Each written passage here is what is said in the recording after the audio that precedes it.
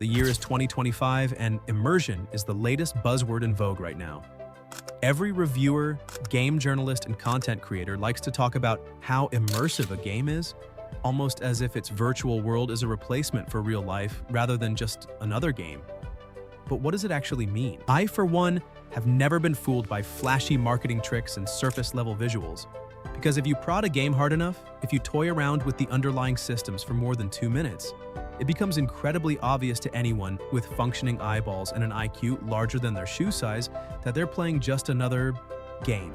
A carefully crafted symphony of set pieces with meticulously detailed character models and realistic lighting, sure, but at the end of the day, it's still a game. And for my part, I don't think GTA 6 will deviate too much from the core philosophy of open-world design. But what I can tell you right now, based on the leaked gameplay footage that I've seen and all the research that I've done, is that GTA 6 will redefine what it means to be an immersive game. Imagine immersive sim levels of interactivity and player agency with graphics and NPC behaviors that are infinitely better than anything else on the market right now. This will finally be the game that takes the crown of most believable game world from RDR2. And it's ironic that only a Rockstar game is capable of dethroning the previous title holder, which, by the way, was released in 2018, 7 years ago. But anyway, let's get back to the topic of immersion and how it relates to GTA 6. Or more specifically, the size of GTA 5X world. We know that the story will be set primarily in Rockstar's version of Florida, aka Leonida State, and their parody of Miami is going to be Vice City. We also know that it's going to have several real-life locations like Miami International Airport, Kaseya Center, E11 Even Club, Ocean Drive, etc. But the question on a lot of people's minds is exactly how big will the new city be? And will it be packed with meaningful content? Or is 70% of the map just going to be empty space with a bunch of roads and dirt trails, like it was with GTA 5? Well, we won't know for sure until the game releases, but based on fan maps and the info provided to us by Rockstar's official GTA 6 website, we can say that the content density will be a lot higher than GTA 5. And by that, I mean the new map won't just be bigger in size, but it's also going to have a lot more substance. Personally, I'd rather have a palm-sized block of tungsten over a room full of packing foam, and that's the reason I love games like Deus Ex and Yakuza, because they condense so many stories and interactive elements into such a tiny space. But if rumors are to be believed, GTA 6 will be the best of both worlds. It's going to have the density of a game like Deus Ex or Yakuza, but with the size and scope of a GTA game. And that right there is true immersion. If Rockstar manages to recreate the chaotic yet beautiful nature of the Miami metropolitan area within a game, and then add other supporting ecosystems and explorable zones on top of that, it's already several steps beyond GTA 5, which, let's be honest, has like 3 major areas: Los Santos, Sandy Shores, and Mount Chiliad. Based on rough estimates, the map of GTA 6 should be at least 70% larger than GTA 5's map, but as I've already explained, the actual explorable area with meaningful content interactions will be even higher than that, because most of GTA V's map is forests and desert. Meanwhile, in Leonida, we're going to have 6 unique zones, each with activities and NPCs that are specific to that area. Right now, we can confirm the inclusion of the following places: Vice City, Leonida Keys, Grass Rivers, Ambrosia, Port Gellhorn, and Mount Calaga. Vice City will be the metropolitan hub with a bustling nightlife scene, lots of explorable skyscrapers and malls, exciting monuments, and you'll probably need to use some form of public transportation like the Metro Rail to get around fast from one side of the city to the other because it's absolutely massive. And Miami International Airport, or Vice City International Airport as it will be called in-game, is also going to play a major role in transportation, because this time we might actually be able to buy tickets and fly in a plane to other parts of the map. That'd be really cool, and it turns the airport from just another pretty set piece into a real living, breathing part of the world that serves an actual gameplay purpose, thus adding to the immersion. There are also going to be golf clubs, ferries, little islands connecting Vice Beach with the rest of the city, and ports where I'm sure you'll find plenty of legal and illegal goods making their way into the city. And since the metropolitan area of Vice City is centrally located, it has freeways and rail lines that connect it to all the other parts of Leonida. Parts that are smaller in size but still retain a unique identity with cultures and NPC behaviors that are specific to that area. For example, we've got Ambrosia, which is the industrial heart of Leonida. It's home to an old sugar refinery that keeps the locals employed, and is always covered in this thick smog, like cloud of industrial fumes that give it its own character. People here are likely to be dressed in workers' clothes, and they probably lead simple but honest lives.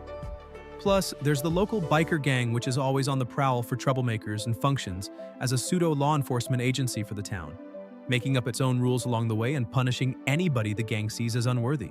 And that's just one supporting area in Leonida. Remember how in San Andreas you had all these gang turfs around the city, and how you didn't feel safe whenever you were on rival turf, and how people dressed differently depending on whether you were in a rich or poor part of town? Well, it's all going to be present here as well, but turned all the way up to 11. And because true immersion relies on more than just surface-level aesthetics, Rockstar is also going to be including a ton of enterable buildings. Exploring new areas and finding little secrets has always been a key part of these games, but in GTA 6, we'll take it to a whole new level because pretty much every leaker and QA tester has confirmed that GTA 6 will have a significantly higher percentage of buildings with real interiors that you can enter and interact with, compared to every other Rockstar game up until this point. And these won't be rehashed or copy-pasted interiors from a collection of basic templates. They are all going to be custom-built interiors that degrade or improve over time, depending on the actions you take and any story developments that take place within that building. And all this will be facilitated through procedural generation. Or at least that's how I think it will happen, because a few years back in 2019, Take-Two Interactive filed a patent called System and Method for Game Object and Environment Generation. In this, they explained how to achieve dynamic asset generation on the fly, using a set of metadata identifiers or keywords that the game engine can input into the renderer, which then pulls specific items from an asset bank and modifies them to suit the individual requirements. For example, if you walk into an office building in downtown Vice City, you'll likely find modern computers, well-maintained workspaces, employees dressed in suits and ties, and lots of luxurious chairs and couches, as well as big automated glass doors and giant cafeterias with all sorts of snacks and amenities. But switch to a small industrial town like Ambrosia or an office in Port Gellhorn, and all of a sudden the interiors change to become smaller, cheaper, older, and dirtier. Wine bottles replaced with beer cans. Swamp coolers rather than air conditioning units. Rusty old steel desks and file cabinets. Shabbily dressed NPCs. Old, inefficient lights. You get the idea. And the neat thing about procedural generation is that all this happens on the fly, and it can add modifiers like cheap or old to make the same wallpaper or paint look very different from one room to another. And if you damage a certain part of the room or swap out one item for another, the game will remember that change and keep it in memory the next time you visit. For example, if you rent out a room for a week in some motel, leave your old clothes on a coat hanger and come back a few days later, you'll still find them there. If you haven't visited an old apartment in months, you might return to find dust everywhere, maybe even mold growing on the walls if the apartment isn't getting enough ventilation. Now that is true immersion right there. And with how much detail Rockstar puts into stuff like this, I wouldn't be surprised if the new procedural generation engine also captures environmental changes like moisture, dust, and the passage of time inside building interiors. Maybe we'll even see a fat NPC gradually lose weight over time as we interact with them and go on missions together. Or maybe we'll see people gain weight over time. I don't know, just spitballing here, but that'd be really cool and make the NPCs feel like actual people. And speaking of realistic NPCs, let's talk about AI for a second. No, not the stupid chatbots that Elon Musk and Zuckerberg keep marketing all the time. I'm talking about in-game NPC behavior, how they react to your actions, whether they follow set routines, that kind of stuff. Obviously, real AI like the ones in sci-fi movies are still a thing of the distant future, but I feel NPC AI in games has been perpetually stuck in the 2000s for at least 20 years now. Think about it, when was the last time you saw a game with truly transformative enemy behavior? In third-person shooters, they all perform some variation of take cover, poke out your head, shoot for 2 seconds, and die. In first-person games, they just walk at you in a straight line, occasionally throwing grenades if they feel pressured. In fighting games and hack-and-slash games, we have AI that performs a predetermined set of moves based on how far you're standing, and sometimes they'll even read your inputs to cheat and give themselves an unfair advantage. We all know that in GTA 5 and RDR2, cops are perfectly aware of your exact position because they literally have map hacks, so If you hover in place with a helicopter really high up in the sky, they technically can't see you, and so the wanted meter will start flashing after a few seconds. But they're all still standing right there in a circle beneath you because they know where you are. But in GTA 6, based on some reports from a QA tester back in 2019, we might actually get cop AI that is capable of compartmentalizing functions and executing team-based strategies. Imagine the SWAT team rolling in on armored vans, deploying smoke to conceal their movement, and having one team advance forward with bulletproof shields towards your position, while a lighter, more mobile fire team armed with assault rifles tries to take an alternate path and flank you from the side. And the entire team, these two teams are communicating between each other on radio. That'd be pretty cool, right? New tactics, and based on your actions, the AI changes its approach. Plus, if you've ever seen any of the leaked pre-alpha gameplay footage, especially that one clip where Jason and Lucia are robbing a diner, you know that GTA 6 will have witnesses and an actual police dispatch instead of cops spawning out of thin air right next to you. And witnesses will report details like what you're wearing, what weapons you're carrying, the type of car you're driving, etc. So cops can formulate a game plan on how to deal with you, and it also gives you room to evade the police simply by changing your clothes or switching vehicles before they arrive on scene. We also have the potential for individual NPCs to have full 24/7 routines. Like they wake up, brush their teeth, shower, have breakfast, go to school or office, all that kind of stuff. Remember Pearson in RDR2? He actually has something very similar to this, and if you pay attention to him, he wakes up every morning at the same time, removes last day's cauldron to clean it, greets the other NPCs at the campfire and warms himself. Then he takes a piss, rolls a cigarette, and starts prepping the ingredients for the stew.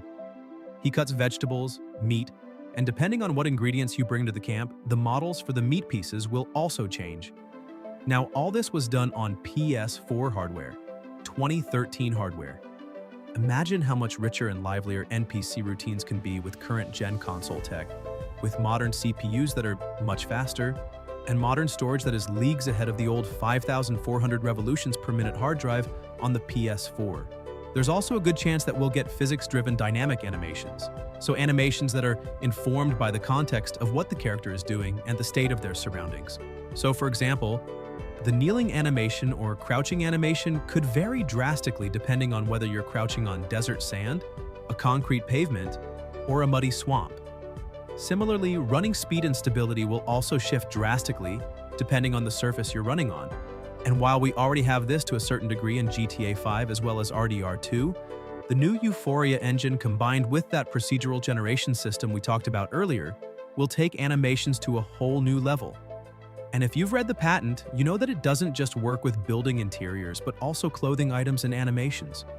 So for example, the walking and running animations for an overweight person will be dictated by their actual physical weight and not be tied to some prefabbed skeletal model and prefabbed animation keyframes. Instead, it will be dynamic and it will be processed in the context of their environment, which is much more realistic. Another factor that will significantly impact everything from locomotion to combat is the new biomes. GTA 5 has deserts and mountains, RDR2 has snow-covered peaks and the bayou, GTA 6 will have all of that plus more. It'll have alligator-infested swamps in the grass rivers, clear blue ocean water in the Leonida Keys that are teeming with turtles, and the occasional shark or two. Muddy trails up in Mount Calaga that are perfect for dirt bikes and ATVs. Jungles infested with snakes, cougars, and all manners of deadly wildlife. And there will also be a significant amount of underwater exploration, as well as things like scuba diving and spearfishing. Every new biome will present new gameplay challenges and introduce you to new flora and fauna that are unique to a specific biome. We've already seen how realistic animal AI can get in RDR2, but GTA 6 will kick it up a notch. And I think actual researchers who study things like animal behavior might even use GTA 6 in classes as a visual demonstration of how animals react to different situations. Finally, we're going to have next-gen lighting with potentially ray-traced global illumination, volumetric fog, volumetric clouds, and physics-based environmental effects. Imagine dust on your vehicle's windshield mixing with rainwater from a storm. And then, when it dries up, you're left with a clogged-up windshield that has streaks of dirt all over it from when you last activated the wipers. Or how about mud that sticks to your clothes and dries up, forming little clay-like spots that crack and fall off as you run? Or maybe they even add weight to your clothes if you have too much mud on there, slowing you down. Notice how these effects aren't just pretty to look at, but they have real gameplay implications that affect how you play.